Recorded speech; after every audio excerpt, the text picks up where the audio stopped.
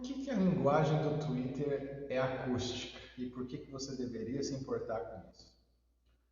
Bom, se a gente analisar o Twitter pelo conteúdo que é veiculado na plataforma, a gente vai observar que em sua grande maioria são textos, né? Até 280 caracteres podem ser postados. Mas além disso também vídeos e imagens, né? Que são elementos visuais. Texto, vídeo, imagem, né? Apesar do vídeo também ter o áudio, né? Que o torna um pouco mais oral, vamos dizer assim, acústico, a maioria dos elementos que estão sendo veiculados ali são visuais. Então seria lógico concluir que o Twitter é uma plataforma visual e não acústica.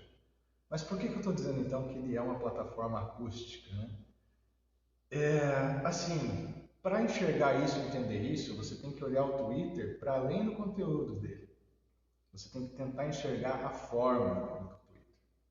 E eu vou te explicar por que que isso é bacana, importante e pode mudar a maneira como você lida com redes sociais. Quando a gente olha para o Twitter em termos da mecânica da comunicação, você vai perceber que ele é muito semelhante a uma conversa, né? Uma conversa que é algo mais interativo, né? Você joga um texto lá no Twitter e espera uma resposta. Você joga um texto lá no Twitter direcionado a um indivíduo, mas sabendo que tem um público que está assistindo. Então, para um grupo também. É muito diferente de quando você, vamos dizer assim, escreve um livro ou lê um livro. O processo de ler um livro não é um diálogo, não é interativo, ele é passivo. Você lê um livro para si mesmo. Durante o processo do consumo do livro, tanto da escrita, né, quanto da leitura, você não espera uma resposta de alguém. Apesar de você poder escrever o livro para um público, você não espera um diálogo, como é típico do Twitter, né? Você postou um Twitter ali, seja quem for, você pode receber uma resposta do seu leitor. Então esse elemento do diálogo, dessa interatividade, é muito da linguagem acústica, da linguagem da oralidade, né? Vamos dizer assim. Um outro elemento da linguagem acústica é a parte da simultaneidade.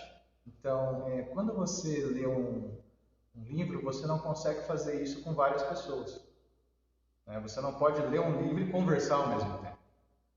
E, ao contrário, uma conversa pode ser feita. Se você está, por exemplo, numa roda de amigos, numa roda, numa mesa de bar, você vai conversar, você está falando, mas simultaneamente todo mundo está ouvindo.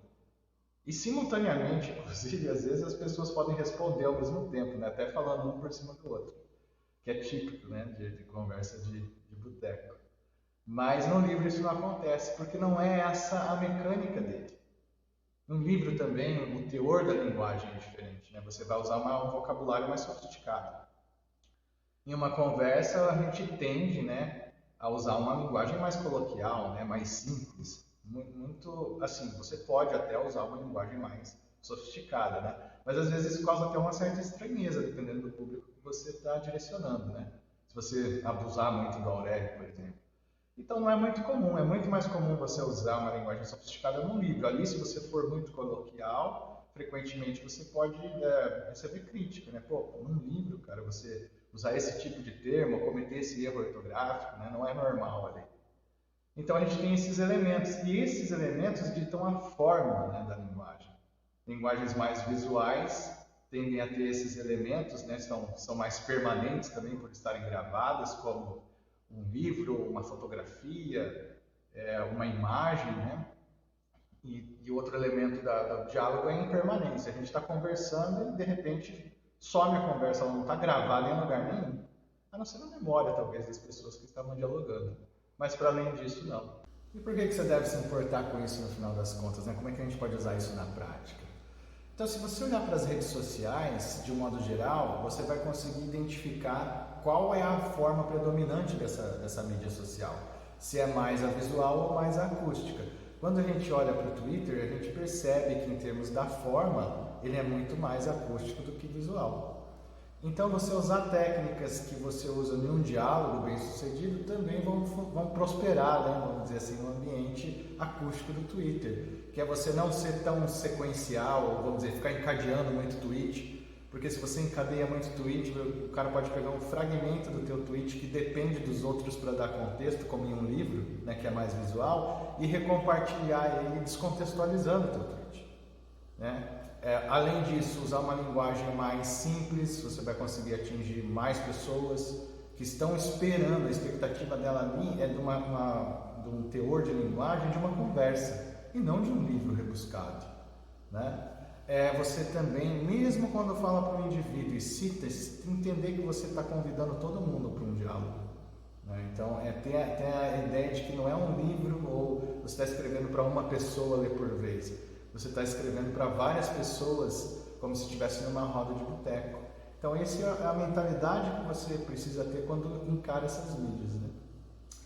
E eu deixo aqui também um desafio, né? Olhando para o WhatsApp, para o Facebook, para um blog, para o Kindle, qual é o tipo de linguagem deles? Elas são mais acústicas ou são mais visuais? Valeu, gente, até a próxima.